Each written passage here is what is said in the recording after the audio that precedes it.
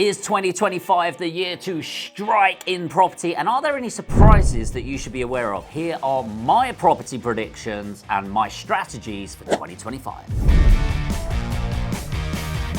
Let's start with the money, property prices. Well, first of all, we're going to have a bit of stabilization. I think we're still going to have between 3.5% and 4.5% growth. So it's not the strongest growth years since COVID, but fairly stable. I do not think there's enough going on in the market to bring the prices down. The resilience in the UK is insane. And I think the average areas are going to be between 3.5% and 4.5%. I think in our areas that we focus on, probably about 5.5% to 6% in 2025.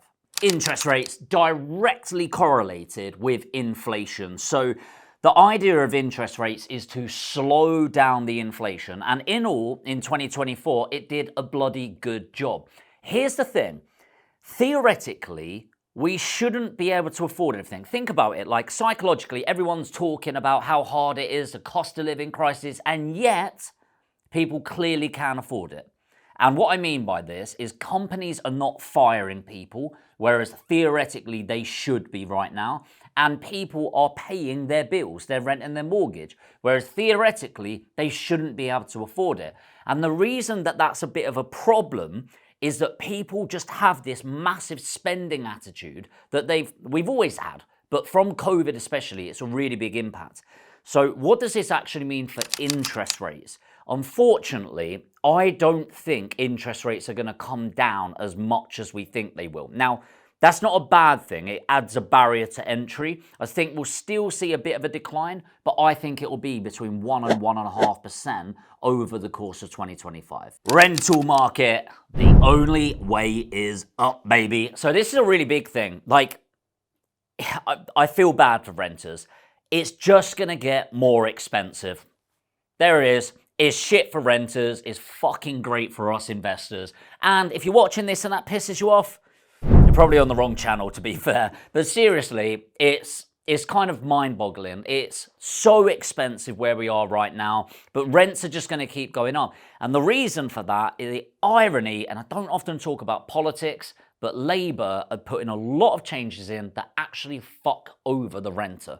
And the reason the way that happens, by the way, is you add more barriers to entry, so it's harder for people to get into the buy-to-let market, which means there's not enough supply as there is anyway, and you're making it harder for people that are in the market, which means a lot of buy-to-let landlords exit the market. And so overall, what we want every year for the economy to work is a growing rental sector. But it ain't fucking happening. In fact, not only is it stabilizing, it's actually decreasing. So for the people that are holding their properties, it means more profit for you in 2025, but it does mean the renters are going to be paying more money.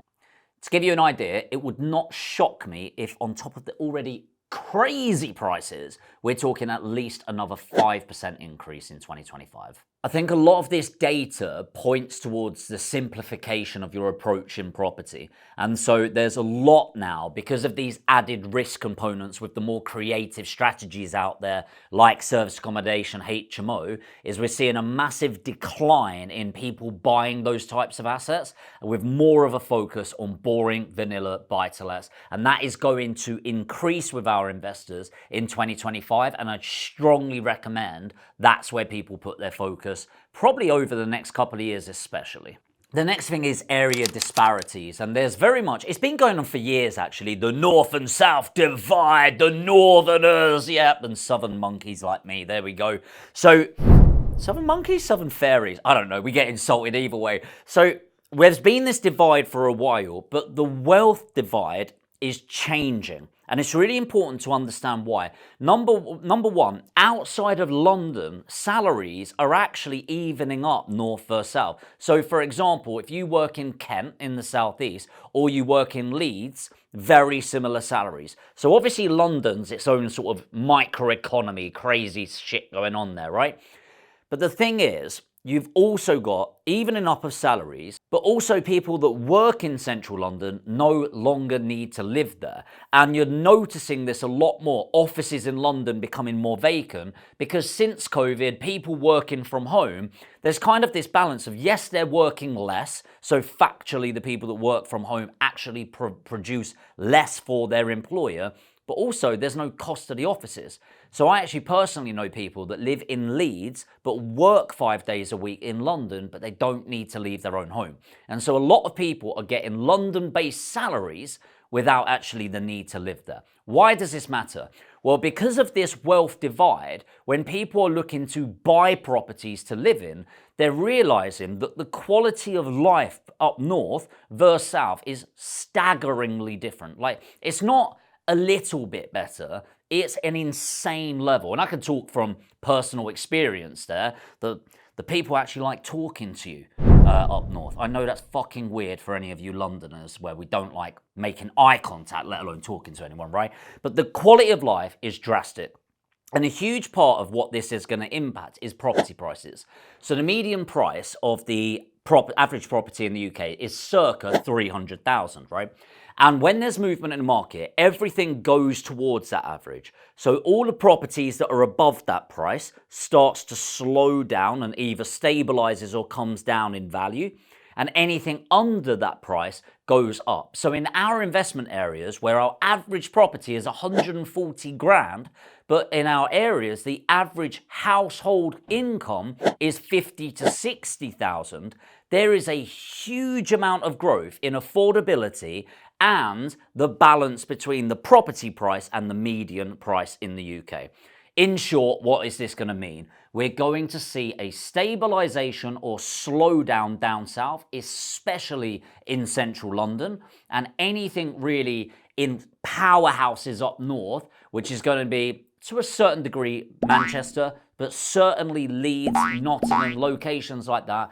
We're going to see a surge of growth in those areas, and so the wealth is going to go up, and the downside of that is naturally more and more people coming to those cities, so quality of life might go down a little bit, but the wealth will go up significantly. A big thing that I get on the channel from people like you is you live in a location, maybe you're down south, maybe you're in London, maybe you're abroad, and you're thinking, great, I really want to invest in these locations, but it's bloody hard, right?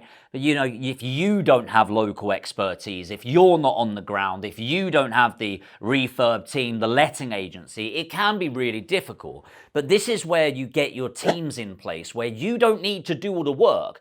You can be at home relaxing with your box of Quality Streets and outsource everything to somebody else. Now, it's very rare for a company to do it, but at Aspire, we do this end-to-end sourcing on. And originally, we set that up to facilitate our own investment. So we're actually buying and targeting 3 to 5 property purchases per month in 2025 in our hotspot areas.